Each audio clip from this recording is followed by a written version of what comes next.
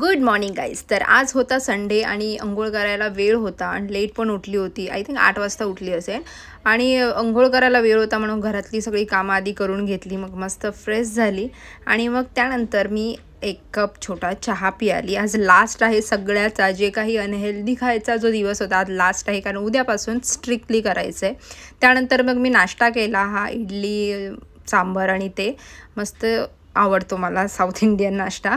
आणि त्यानंतर घरातली थोडीशी इकडची तिकडची कामं केली, जेवण बनवलं. भरपूर दिवस झाले श्रावणापासून चिकन नाही खाल्लं आहे आणि आता पितृपक्षात पण चिकन वगैरे खात नाही, म्हणून मग चिकन आय थिंक आता डायरेक्ट नवरात्री वगैरे झाल्यानंतरच खावं लागणार आहे. त्यामुळे आज फिश होती, फिश खातात, तर ते सगळं बनवून घेतलं जेवण. आणि आजच्या जेवणामध्ये हे भाकरी बनवली आहे, भाजी, काकडी, मच्छी, प्रॉन्स, हे सगळं जेवण मस्त एन्जॉय केलं आहे.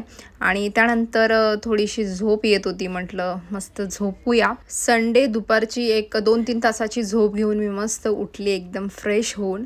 आणि त्यानंतर पुन्हा एकदा 1 कप चहा पियाली आहे आणि त्यानंतर मग पुन्हा एकदा संध्याकाळचं जेवण केलं आणि जेवली आहे.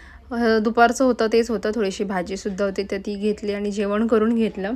आणि उद्यापासून आपली 30 डेजचं चॅलेंज एकदम स्ट्रिक्टली आणि प्रॉपर पद्धतीने मी तुम्हाला सगळं सांगणार आहे.